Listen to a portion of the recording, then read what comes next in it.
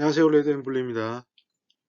2022년 5월 14일 기준 국내 선물 옵션 장세 분석 및 향후 추세 방향에 대해서 설명하겠습니다. 자, 먼저 본론에 들어가기 앞서 국내 선물 옵션을 어떻게 하면 좋을지 여러분께 제안을 해드립니다. 시가는 9시 땡 하면 시작과 함께 형성되는 가격이고요. 354.70, 339.80 이게 시가죠. 옵션으로 봤을 때 옵션의 시가는 여기 있는 가격들입니다. 시가가 339.40이니까 340이 가깝죠. 그러면 6.98과 7.39 결국은 얘는 밑으로 내려가 버렸고 콜은 위로 올라갔고 그게 시가입니다. 장땡 하자마자 상승되는 그 가격. 그리고 마디는 뭐냐고 하면 여기 옵션의 행사 가격이죠. 355, 352, 350, 347, 342 요걸 제가 마디라고 표현을 합니다. 요 마디와 마디는 간격이 2.5입니다. 그 중간 마디는 뭐냐 하면 2.5의 반은 1.25죠. 그러니까 350과 347.50의 중간 그리고 347.50과 345의 중간 1.25가 되는데 보통 가격이 보면 시가를 딱 시가가 마디일 수도 있고 중간 마디 2분의 1 가격일 때도 있습니다. 그러니까 337.50에 1.25를 더하면 338.75죠. 388.75 340 기준에서는 341.25 이렇게 1.25씩 돼서 나온 값인데 그 중간 마디에서 시작할 수가 있습니다. 그러면 시가와 마디 또는 중간 마디를 기준으로 돌파하고 위로 가느냐 붕괴하고 아래로 가느냐를 보고 이제 배팅을 하는 겁니다. 이해되셨나요? 자, 그러면 본론으로 들어가겠습니다. 나스닥이 이제 제가 그때 뭐 지난주는 쉬었고 지지난주쯤에 이제 13,000이 중요하다고 했는데 그냥 딱 무너진 다음에 11,700까지 찍고 다시 이제 기술적 반등을 주고 있는 상황입니다. 이런 값들이 상당히 중요합니다. 13,000, 12,000, 11,700이 이제 올해 최저가가 되겠죠. 또 이게 붕괴하면 또 쭉쭉 빠지는 거고 또 지지를 받으면 위로 올라가는데 일단은 금요일 날 계속적인 하락 파동이 있어가지고 기술적 반등을 줬습니다.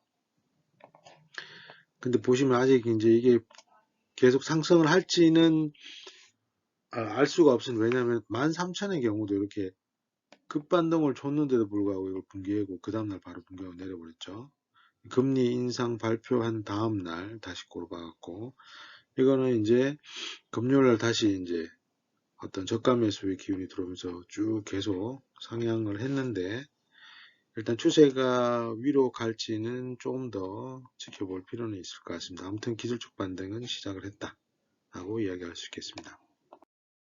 자, 이거는 이제 나스닥 100의 주봉, 주그래프입니다. 일봉이 아니고 주봉 그래프입니다. 주봉 그래프를 보면은 요게 100, 요게 100이고, 요게 150이죠. 요걸 주봉 그래프를 보면은 뭔가 어떤 이동평균선의 지지를 받고 올라갔다. 요게 200일이거든요. 왜 150일이니까 150일의 지지를 받고 있구나라고 생각을 할 수 있습니다. 그러면 이 반등이 이유가 있다 보고 더 올라갈 수도 있겠다. 그러면 여기 이제 60일선이 이 정도 되니까 13,000 위, 13,500은 안 되겠지만 요 값 사이에서 한번 어떤 힘겨루기가 되지 않을까 예상할 수도 있겠습니다. 이건 단지 저희 개인적인 의견입니다. 자, 다음은 코스피 종합지수인데요. 코스피가 이제 2700을 딱 붕괴하면서 쭉 이렇게 빠져버렸습니다. 그리고 2600에서 다시 빠졌다가 여기서 상당히 뭐 급반등을 했죠. 쭉 올렸다가 다시 빼버리다가 또 올려버렸죠. 자, 여기는 상당히 힘겨루기가 강하게 있고 바닥이라고 볼 수 있기 때문에 전저점이 2600이었기 때문에 일단 2600을 해보겠습니다. 2604.24죠. 2.1% 이상 올라서 이제 2600을 복귀했기 때문에 자, 이게 만약에 올해 최저가라고 하면 여기가 바닥이라고 볼 수 있겠죠. 그러면 올라갈 수도 있겠다라고 생각할 수 있겠습니다.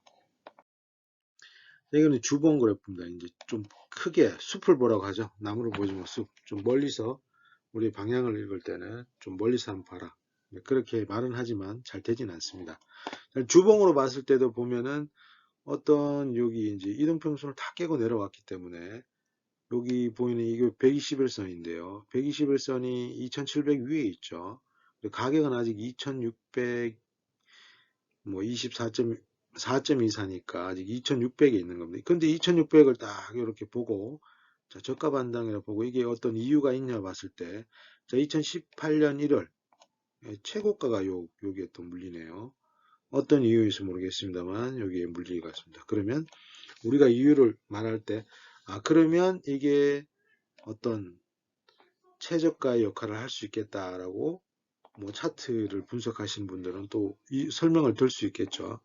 다 이유가 있을 수가 있습니다. 이렇게. 그러면 전 고점이었는데 전 고점에서 다시 반등을 준다 라고 볼 수도 있겠죠. 그러면 1차적으로는 한국은 2600에서 2700으로는 최대한 빨리 가야 됩니다. 그리고 2600은 당연히 지켜야 되는 거고요. 지켜야 될 가격을 지키지 않으면 또 빠질 수 있겠죠.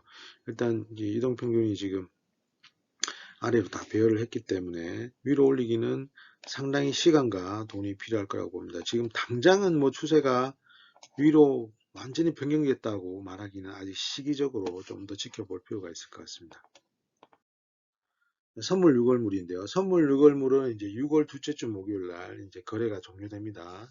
만기가 끝나기 때문에 최종 거래일의 그 값이 선물 6월물의 최종 가격이 되겠죠. 그래도 상당히 중요하고 이제 쿼터러블 데이라고 해서 보통 3개월마다 한 번씩 오는 그 만기, 옵션 만기일, 6월물이 만기이고 옵션의 만기일 날 변동성이 크다고 말을 하고 있습니다.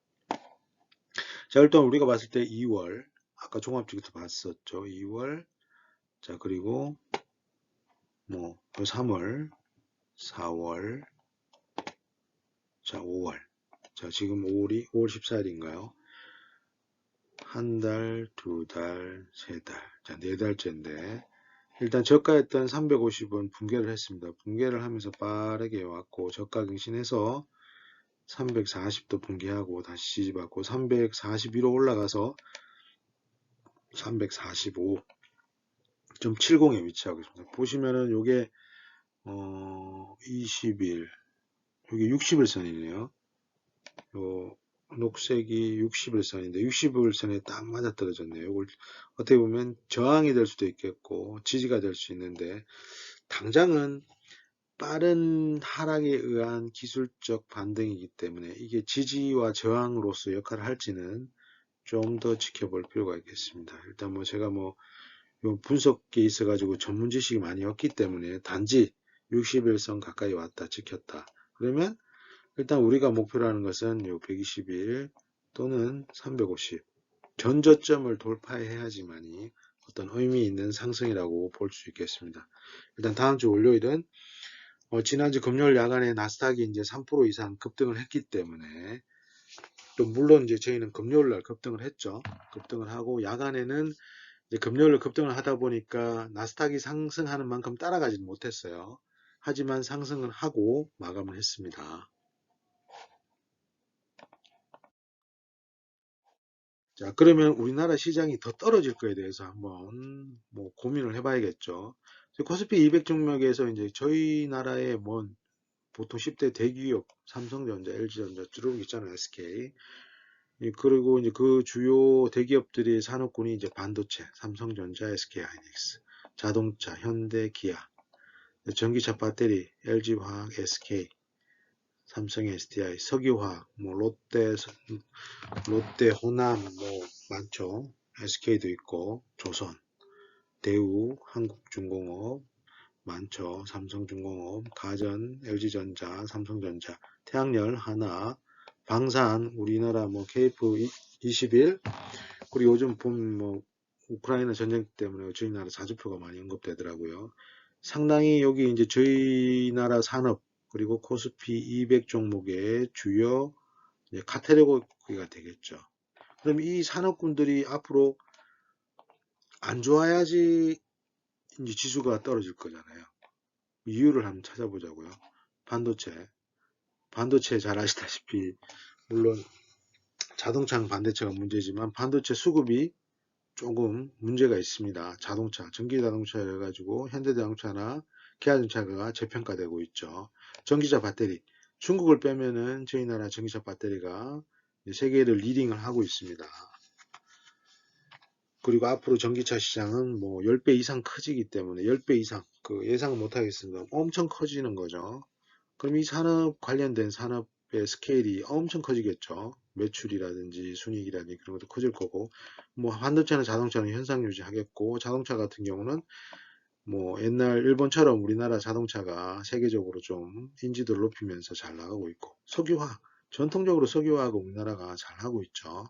석유값이 많이 올라서 뭐 제로의 의미에서는 뭐 비용적으로 할 수 있는 그걸 또 가공해서 팔면은 또 부가가치가 높아질 수 있고 조선, LNG선, 천연가스 요즘 우크라이나 전장 때문에 각광을 받고 있죠. 또 조선 쪽은 또 제2의 또 어떤 그 화랑이 왔지 않습니까? 물론 배가 이제 뭐 몇 년씩 걸리면서 제조해서 파는 이제 인도하면 돈을 완전히 다 받기 때문에 아무튼 그리고 이제 가전 LG전자가 월풀을 제쳤죠 미국에 그리고 고가 가전에서는 삼성전자가 LG전자가 세계적으로 잘 나가고 있고 태양열 하나가 독일의 큐셀 가장 큰 세계적으로 가장 큰 회사를 인수를 했고 중국을 빼면은 우리나라가 거의 세계적으로는 메이저급입니다. 방산 같은 경우도 자주포하고 비행기 그리고 KF50인가요? 뭐 경비행기 그것도 뭐 상당히 요즘 좀 인지도가 있는 것 같더라고요. 아무튼 전체적인 산업군의 을 봤을 때 안 좋냐? 그건 아니잖아요. 안 좋지는 않거든요. 그렇기 때문에 계속 빠지는 거는 힘들다. 우리나라의 산업의 어떤 그 세계적인 위치도 많이 올라갔고 GDP도 올라갔고 원화의 가치도 물론 달러 때문에 떨어지고는 있습니다만 다른 그 집 화폐 대비 그래도 준수하게 잘 하고 있고 아무튼 전체를 봤을 때 우리나라가 계속적으로 뭐 나스닥이 떨어진다고 해서 계속 같이 떨어져야 되느냐 거기에는 좀 의문이 있을 수 있습니다. 그렇기 때문에 추가적인 뭐 급락을 나스닥이 급락한다 해서 우리나라가 급락을 할 거라고 저는 보진 않습니다. 그리고 아까 앞전에 그래프에서 봤다시피 2020년 코로나가 오기 전에 2018년에 최고가 예, 전고점에서의 반등을 주고 있기 때문에 그렇다고 하면은 뭐 그 정도 2018년 정도라고 하면은 지금 현재 우리나라 산업을 분석했을 때 그래도 괜찮지 않느냐 튼튼하다 그런다고 봤을 때 너무 두려워할 필요는 없을 것 같습니다. 뭐 코로나처럼 그런 큰 문제가 발생하지 않는다고 하면 크게 현재로서 더 떨어지기는 힘들다고 보고 또 환율 때문에 외국인들이 오히려 거꾸로 다시 들어올 기회도 있다고 보거든요.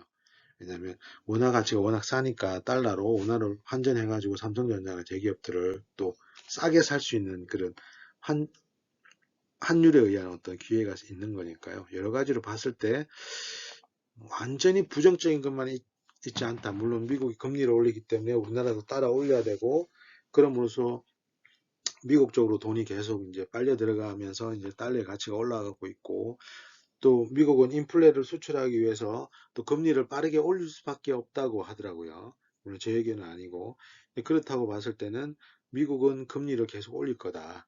금리는 올리지만 뭐 우리나라가 뭐 3% 4%대 금리 때 있었지 않습니까? 물론 당장은 이제 저게 문제죠. 아파트 쪽. 이제 부동산 쪽에 너무 치우친 이 버블이 어떻게 꺼질 거냐. 이게 가장 심각한 문제인데, 그거는 뭐 시간적으로 당장 뭐 어떤 문제를 하기보다는 뭐 10년, 15년 정도 계속 그게 약간씩 영향을 주지 않을까 생각을 합니다. 부동산은 잘 모르겠습니다. 일단 그러면 전체로 봤을 때는 뭐 그렇게 나쁠 거 뭐 있나? 그렇게 한번 생각해 볼 수가 있겠습니다. 저희 개인적인 의견입니다. 자, 그러면 이제 옵션이 이제 6월무로 바뀌었죠. 지난주 금요일부터 목요일 날 끝나고 6월무로 했는데, 제가 요 자료에는 안 올렸습니다만 일단 340에서 이렇게 출발했습니다. 잘 기억하세요. 자, 6월물은 340이 기준마디입니다. 340으로 해서 위로 지금 올라가고 있죠. 47.50까지. 자, 올라가고 있습니다. 다시 이제 보게 떨어질지. 아무튼 기준은 340이다. 잘 기억하시고, 교차 가격은 한 7.13, 18, 15? 예, 그 정도 되고, 한 7이면은 보통 이제 변동성이 적을 때는 한 6 정도인데, 7 정도면 변동성이 약간 좀 있다. 보통 크면 한 8, 9? 이제 만기 오기 전 5월물 만기까지는 8, 9였습니다. 근데 빠르게 이제 이게 가격이 왔다 갔다 하면서 340을 기준으로 내려갔다가 왔다가 이렇게 하면서 이제 프리미엄이 좀 빨리 죽어버렸어요. 아무튼 그래도 7은 적은 가격은 아닙니다. 자, 아무튼 기준은 340에서 한 7 정도의 프리미엄을 가지고 옵션이 시작을 했다. 자, 머릿속에 기억해 주시고 기준은 340이다. 자, 340을 누가 지키느냐? 콜이 지킬 것이냐? 푸시 지킬 것이냐? 그러면 7을 누가 더 지킬 것이냐? 이게 기준이 되겠고, 자, 아무튼 340이 어떻게 보면은 길게 봤을 때 좀 저가할 수도 있겠다. 지금의 반등이 기술적 반등이지만 좀 더 올라갈 수도 있겠다. 그러면 반드시 정저점이었던 350은 돌파해야 된다. 그렇다고 하면 여기 올린 세력들은 350까지는 한번 가서 테스트를 해보자. 올렸을 때 이게 쉽게 올라가느냐 아니면 다시 맞고 떨어지느냐. 그걸 확인한 다음에 방향을 모색하지 않을까 생각해 봅니다. 여기서 기억할 거는 340이다.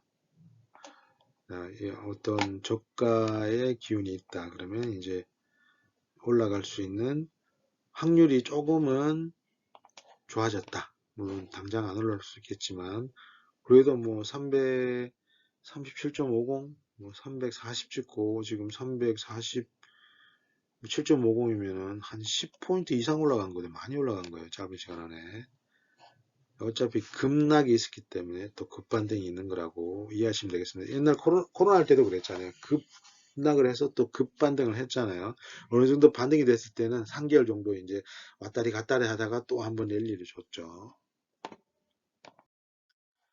자, 13일 금요일 날, 뭐 나스닥이 뭐 1.7%, 2%에서 계속 하다가 이제 본장 시작하고 나서 그냥 3%가 올라오니까 우리나라 따라갔는데, 이제 또 나스닥이 떨어진다 보니까 그쪽을 또 따라갔다가, 이제 그렇게 많이 따라가진 않았어요. 그런 다음에 여기 이제 347.95에서 마감을 했죠. 347.95면 347.50. 우리가 매매 생각하는 중요한 기준 위에서 마감을 했습니다. 이제 347.50에서 345죠. 345에서 342, 2.5를 상승해 버렸어요. 야간에. 금요일 날 마감 후에 야간장에 나스닥이 상승하면서 전반적으로 뭐 유럽장도 다 상승했습니다. 했고 이제 347.95니까 347.50이 중요한 월요일의 어떤 기준이 되겠죠.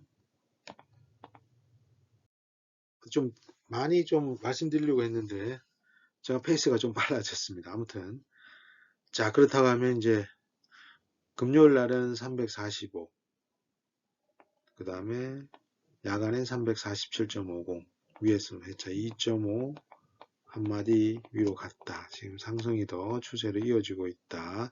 그럼 월요일날 야간 나스닥이 이제 전일 종가를 지지하고 약간의 이제 상승이 있다고 한다고 하면 우리나라도 금요일 야간 요 347.95 근처에서 시작할 수 있고 아니면 347.50, 그렇다 하면 347.50이 가장 중요하거든요.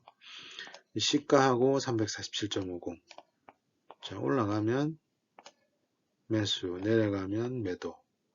뭐 지금 같은 경우는 뭐 급등을 했기 때문에 또 급락을 해서 급등을 했기 때문에 매도를 쳐도 뭐 매도가 어느 정도 시세를 줄 수도 있고 또 매수를 해도 또 상승이 지속이라고 하면 또 치고 올라갈 수 있기 때문에 일단 347.50을 가장 중요하게 보고 시가와 347.50, 이게 금요일의 매매의 키가 아닐까 생각합니다. 일단 나스닥은 이제 올 금리 인상 때문에 이제 이미 가격을 다 조정해가지고 금요일날 이제 기술적 반등을 성공했어요. 3% 이상 끌어올렸고, 그리고 추세가 계속할지는 모르겠어요. 아직 근거는 없어요. 왜냐하면 뭐 금리는 계속 올릴 거고, 긴축은 계속 QT는 할 거고, 그런 다음에 앞전에 그 13,000, 13,000의 지지를 받고 13,500까지 올라가는데 바로 그 다음날 13,500이고 뭐고 13,000 깨버리고 13,000 뭐 12,800 뭐 그까지 700까지 밀어버렸잖아요. 그런 거 봤을 때는 아직까지는 추세가 위로 틀었다기 하기는 그렇지만 그래도 기술적 반등이 성공을 했다. 그러면 약간은 투자자에게 조금 기대 심리를 줄 수 있겠죠. 그리고 좀 그렇다고 하면 좀 지켜볼 필요가 있습니다. 좀 지켜봐야 된다. 그러면 이제 월요일장은 우리는 뭐 347.50까지만 보면 될 것 같습니다. 아무튼 만약에 이게 상승 추세가 계속 바로 올라간다고 계속 올라가지 않잖아요. 파동을 가지고 올라가잖아요. 저점, 고점을 갱신하면서 올라가는 거예요. 그죠? 저도 뭐 잘 모릅니다만 이런 식으로 갑니다. 직진으로 가는 거 없어요. 떨어질 때 직진으로 계속 떨어지지 않잖아요. 파동을 주면서 상당히 헷갈리게 하죠. 올라갈 것 같으면서도 내려가잖아요. 어떤 기준, 이런 기준을 잡는 게 상당히 중요한데 각자 노력을 하셔서 자기만의 기준을 잡으시고 분석을 하시고 그렇게 자기만의 기준을 접근해야지 될 거라고 봅니다. 아무튼 지금 현재에서는 만약에 350으로 빠르게 간다고 하면 350에는 일단 청산을 하고 한 1포인트나 2포인트 정도는 한번 지켜봐서 이게 추세가 더 갈 건지 아니면 350의 저항으로 보고 다시 떨어질 건지를 한번 확인해 볼 필요가 있겠다라고 볼 수 있겠습니다. 근데 전반적으로 코스피 지수나 옛날 가격이나 이런 걸 봤을 때 상당히 바닥일 가능성이 크다. 영향은 이제 미국장이 계속 이제 어떤 식으로 움직일 거냐, 그리고 항생도 이제 미국과 동조해서 더 떨어질 거냐, 그걸 보시면 되겠습니다. 다음 주도 송투자합시오. 감사합니다. 지금까지 레드앤블루였습니다. 수고하세요.